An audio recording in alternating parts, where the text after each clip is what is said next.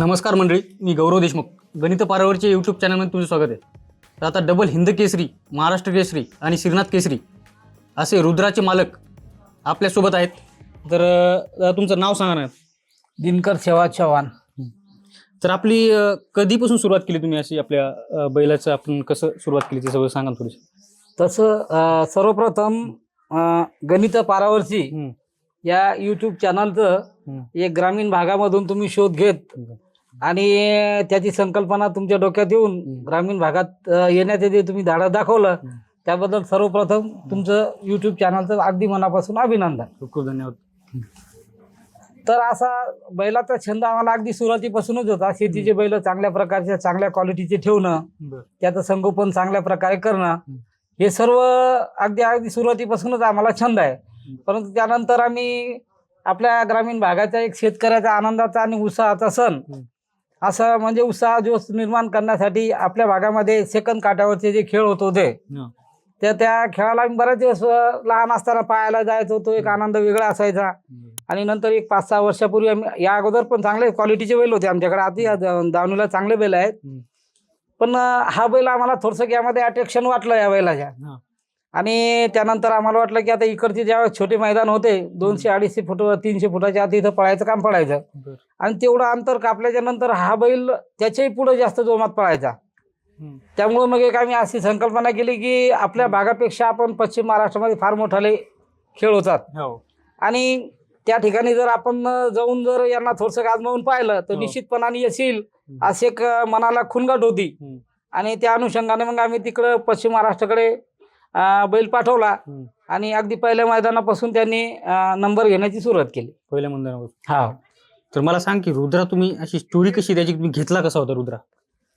रुद्रा आमच्या ग्रामीण भागात एक मंठा तालुक्यातील गाव आहे. त्या गावात त्या गावाचं मूळ येतो. आणि त्यानंतर जेव्हा आपले सेकंद काटाचे मैदान होत होते किंवा प्रॅक्टिससाठी तो आपल्या भागामध्ये येत होता. तर आपली बरीचशी मित्रमंडळी या भागामध्ये की त्यांनी मग त्याच्यावर थोडं सर्च केलं आणि की बा बैल आपल्याला भविष्य चांगलं दिसतं, बैल घेण्याच्या लायबल आहे आणि याच्यात येणाऱ्या काळामध्ये हा काहीतरी निश्चितपणाने करू शकतो. या अनुषंगाने आमच्या मित्रमंडळी थोडी सल्ला दिली मला. पाहिल्यानंतर मला प्रत्यक्ष पाहण्यासाठी बोलवलं आणि मला सुद्धा त्याचे अट्रॅक्शन आवडलं आणि त्यानंतर मग आम्ही ते बैल घेतला. तुम्ही आतापर्यंत किती मैदान झाले मग तुमच्या आतापर्यंत? आता इकडे सेकंद काठावरचे बरेचसे मैदान झाले, पण पश्चिम महाराष्ट्रामध्ये आमचे 23 मैदान झाले. 23 मैदान. हा. तर 23 मैदानामध्ये फक्त 2 ठिकाणी फक्त आपण त्या गुलालामध्ये नाहीये. अवांतर म्हणजे जवळपास 21 ठिकाणी आपण बैलांनी नंबर पटकावलेला आहे आणि लगातार गाडी गुलालामध्ये राहिलेली. म्हणजे 90 ते 95% जिंकण्याचं 90 ते 95 त्याची क्षमता तेवढी आहे. म्हणजे आता मग आपलं हे होते का ते, म्हणजे तुम्हाला एक विचार येते का बाबा विदर्भ साईड आपली तेवढी हे नाहीये आणि आपल्याला पश्चिम महाराष्ट्रात जायला लागते, तर विदर्भात पण त्या गोष्टी झाल्या पाहिजे का असं तुम्हाला वाटतंय? निश्चितपणानं वाटतं की एक 500 किलोमीटर 600 किलोमीटर अंतर आपल्याला बैलाला प्रवास करण्यासाठी एवढ्या दूर अंतरावर न्यावं लागते बा. तसे आता आपल्या या भागामध्ये औरंगाबाद झालं, या साईडमध्ये आपल्या बऱ्याच ठिकाणी त्या स्पर्धा आयोजन चालू आहे आणि होऊ पण लागलेलं आहे. तर एक वाटते की आपल्या भागात सध्या अशा खेळाची सुरुवात झाली पाहिजे अशी मनामध्ये निश्चित संकल्पना येते. आता मला एक विचारायचं की आपण आता रुद्रा दिसतो, आता रुद्रा आम्ही बघितलं की आम्हाला वाटलं असं त्याकडे बघितलं की आम्हालाच पॉझिटिव्ह वाईज वाटले, म्हणजे आम्हाला वाटलं की आम्हालाच मोटिवेशनल असं. तर आम्हाला विचारायचं होतं बाबा त्याचे खानपान कशी असते, त्याची सोय कशी असते, त्याबद्दल थोडं सांगा ना. खानपानीच्या बाबतीत थोडस विषय सेक्रेट ठेवण्यासारखं आहे, कारण हे स्पर्धेचं आहे आणि स्पर्धा असल्यामुळे काय आहे की कॉम्पिटिशन असतं. आज आपण बैलांना काय डाईट देतो किंवा कशा पद्धती देतो, प्रतिस्पर्धी कोणाचं होऊ नये असं आपल्या इच्छा नाही. मुख्य जनावरांना ते डाईट मिळावं याची आपण सहमताची आहे, पण ही एक थोडस पद्धती वेगळ्या खाण्यापिण्याच्या पद्धती प्रत्येकाच्या वेगळ्या. आता ही तुम्ही थार जी कार जिंकली ती कोणचं मैदान होतं ते सांगा थोडं. ही जी कार जिंकली ती कार श्रीनाथ केसरीचं मैदान होतं सांगलीला आणि चंद्रदादा पाटील यांनी त्या मैदानाचं नियोजन केलेलं होतं. अगदी ते पण महाराष्ट्र केसरी झालेले, कुस्तीमध्ये महाराष्ट्र केसरी झालेले आणि डबल महाराष्ट्र केसरी झालेले.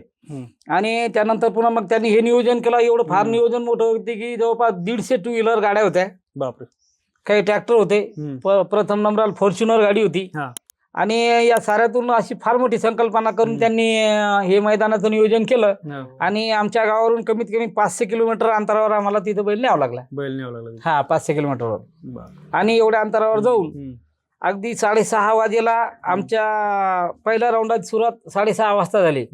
जास्तीत जास्त 2.5 घंट्यामध्ये बैलाला 3 राऊंड पळावं लागले. 2.5 तासामध्ये. 2.5 तासामध्ये. तर बैलाला पाहिजे त्या प्रमाणात आराम जसा पाहिजे होता. कारण सकाळून जर नंबर येऊन गेला असता किंवा सकाळच्या फेरीत जर आलो असतो तर बैलाला थोडा आराम झाला असता. आणि शेवटचे अगदी मोजके गट असताना आमचा नंबर होता शेवटला आणि 2.5 तासामध्ये आम्हाला बैलाला 3 फेरे घ्यावे लागले. त्यामुळे बैलाला पाहिजे असा आराम झाला नाही त्यावेळेस. नाही तर आमची इच्छा होती की निश्चितपणे श्रीनाथ केसरी मैदानामध्ये आपण 1 नंबरचे मार्क राहणार अशी आमच्या मनाला खुणगाट होती. पण ते थोडा आराम न पावल्यामुळे त्या गोष्टी थोड्या हे झालं. तर मग विचारायचं होतं, तुमचं पुण्याचं जे बैलाचं नियोजन आहे ते तिकडे कोण करते मग कसं? आता आम्ही इथून गेल्यानंतर काय प्रत्येक मैदानाला तिकडे थांबणं किंवा या गोष्टी करणं शक्य नाही. बरोबर. बैल जरी आमच्या मालकीचा आहे पण मालकापेक्षाही पुढच्या पद्धतीनं जतन करणारे आमचे मित्रमंडळ पुण्या साईडला आहे. आणि पप्पू आलगुडे राजगड बेल्ला म्हणून गाव आहे त्यांचं. आणि आम्ही गेलो तर त्यांच्याकडे बैल राहतो. बैलाचं नियोजन तेच करतात, बैलाचं खाणं पिणं तेच करतात आणि मैदानाला आणणे हे करणे. अगदी मोठे मैदान असेल तर आम्ही पाहण्यासाठी याच्यासाठी जात असतो. आणि एक चांगल्या जीवाळ्याचे माणसं आहे की जे आपण सुद्धा घरी ज्या पद्धतीने करतो त्याहीपेक्षा एक मनाला अशी खुणगाट आहे की तेही सुद्धा एक निश्चितपणानं आमच्यापेक्षाही चांगलं काम ते बैलाचं संगोपन करतात रात्र बेरात्र. अगदी मैदान सकाळून जर असेल पहिल्या फेऱ्यात जर जायचं असेल तर रात्रीला 3 वाजेला 2-2 वाजेला उठून ते त्या मैदानावर जातात. त्यांचे या कामामागे त्यांचे फार मोठे योगदान आहे. फार मोठं श्रम आहे त्यांचं. आणि त्या श्रमातून मग या साऱ्या गोष्टी मैदानात ते तिथलं प्लॅनिंग तिथलं नियोजन त्या हिशोबात बैल कोणता घ्यायचा कोणत्या बैलाबरोबर आपला नंबर होऊ शकतो. आता या गटामध्ये किती गाड्या आहे बा कोणकोणते बैल या मैदानासाठी आले मग आपल्या या बैलाला टॉप करण्यासाठी कोणत्या बैलासोबत आपण पळवलं पाहिजे म्हणजे आपण 1 नंबरला येऊ असं प्लॅनिंग बऱ्यापैकी तेच करतात. त्यांचेच नाही मित्र आहे. तर मला दादा आता विचारायचं होतं की बाबा आता आपलं जे हे चालू असते शर्यत चालू असते आता तुम्ही सेमीफायनल मध्ये जे होता ती कशी स्टोरी असते मनात कशी इमोशन असतात कसं असते त्याबद्दल थोडं सांगा ना. स्टोरी म्हणजे सांगायचं तर आम्ही 52व्या गटात पळालो श्रीनाथ केसरी मध्ये. 52व्या गटामध्ये गटपास झाली गाडी. तर मग त्याच्यानंतर सेमी लागला. सेमी लागला तर सेमीला पण 10 नंबर तास लागला. 10 नंबर तास. आणि तो संभाजीनगरचा चिमण्या म्हणून आहे. 65 लाखाची खरेदी आहे. अमित भाडळे यांनी घेतलेला आहे. तर तो 3 नंबर तासावर लागलेला होता. आणि आमची गाडी पब्लिकने लागलेली होती. तर म्हणजे इच्छा तर खूप टफची सेमी होती आमची. तर खूप हे झालं सेमीमध्ये. बरोबर. तर मला विचारायचं होतं तुमचा मी एक व्हिडिओ सुद्धा बघितला होता मंत्रालयात मधला. तुम्ही ते जिंकल्याने तो इमोशनल झाले तुम्हाला म्हणजे खूप इमोशनल तुम्हाला वाटलं. तर कसे असतात बाबा त्या गेम मध्ये तिथे गेलं की कसं इमोशन वाटतात माणसाला कसं वाटते फिलिंग कशा असतात आपण मॅच पाहतो तर आपल्याला ती फिलिंग येतात आपला घरचा आपला रुद्रा असला तर कशी इमोशन येतात. इमोशनल म्हणजे त्यावेळी मी खूप इमोशनल झालो होतो. कारण बैलाने आज रोजी खूप मोठं नाव केलेलं आहे. संपूर्ण महाराष्ट्रात नाव केलं. मालकाचं नाव केलं. त्याच्यामुळं थोडं मनाला खूप हे होतं. बरोबर. आता एक मला प्रश्न पडला मी यांना पण विचारला होता की विदर्भाचं आपलं तर आपल्या विदर्भात बऱ्याच अशा आहे की बैलगाड्या शर्यतीची आवड आहे लोकांना पण कसं आहे माहिती ती माहिती होत नाही. तर त्याबद्दल तुम्हाला काय बोलायचं म्हणजे माहिती होत नाही लोकांना. सगळ्यात पहिले तर तुमचं धन्यवाद करतो. तुमच्या चॅनलचं धन्यवाद करतो. कारण तुमच्यामुळे मालकाची ही जी ओळख होती ओळख पटते त्यामुळं सगळ्यात पहिले तुमचं धन्यवाद करतो तुमच्या चॅनलचं. तर आता मला विचारायचं होतं की हे जे आता रुद्र आहे तर रुद्राचं आपण एक देखभाल कशी केल्या जाते म्हणजे देखभाल कशी असं धुणं असेल त्याला बरोबर हे असेल त्याचं कसं सोय देखभाल म्हणजे त्याला आम्ही धुवून काढतो. 2-3 किलोमीटर सकाळी चालवतो. संध्याकाळी म्हणजे वेळेच्या वेळेवर त्याला रतीप असो किंवा आलाब असो चारा असो आपल्या इकडे सगळं वेळेच्या वेळेवर नियोजन केलं तर यश भेटतं. म्हणजे चारा 2 टाइम असते का असं 3 टाइम असं काय असतं? 2 टाइम देतो. आता मला एक विचारायचं होतं बाबा की आता आपण प्रॅक्टिस असते बाबा कोणता बी खेळ खेळताना आपण प्रॅक्टिस करतो त्याची प्रॅक्टिस कुठे घेता तुम्ही आता मग याची प्रॅक्टिस आपल्या इकडं जवळका फाटी आणि इकडं वरती आहे पुन्हा खूप सारे कच्चे फेरे वगैरे घेतो आपण त्याची. कच्चे फेरे पोहणीत देतो. याचं चालवतो त्याला 2-2, 3-3 किलोमीटर. बरं.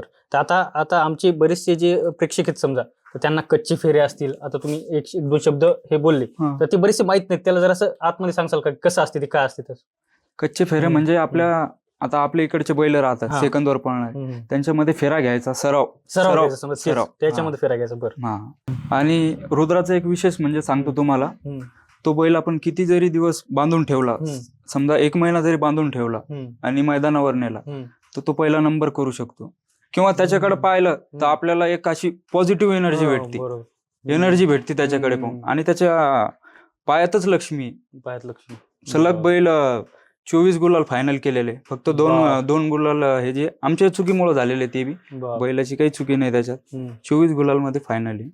आणि डबल हिंद केसरी, एकदा महाराष्ट्र केसरी व आता हे थारचं श्रीनाथ केसरी, 2 नंबरचा मानकरी.